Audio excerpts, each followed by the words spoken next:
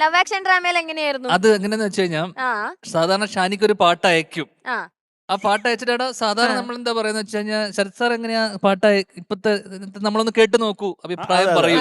ആ അങ്ങനെയല്ലേ നമ്മൾ അയച്ചതിന് ശേഷം അതെ. ഷാനിക്ക് എന്താന്ന് വെച്ച് കഴിഞ്ഞാൽ ആ.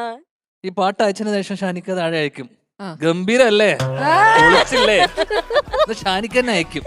മുന്നേ തന്നെ മുൻകൂർ ഈ ജാമ്യം. പാട്ടിന്റെ താഴെ തന്നെ പൊളിച്ചില്ലേ, സൈക്കോളജി. എങ്ങനെയുണ്ട്, ഗംഭീരല്ലേ. ആ. അപ്പൊ നമ്മൾ എന്ത് പറയും?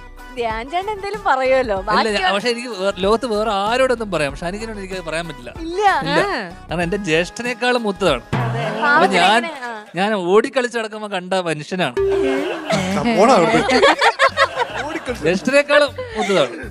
അങ്ങനെ വലിയ മൂപ്പൊന്നുമില്ല. മൂപ്പുണ്ട്. ഒരു 10-30 വയസ്സിന്റെ മൂപ്പ്. ചെറിയ ചെറിയ മൂപ്പുണ്ട്.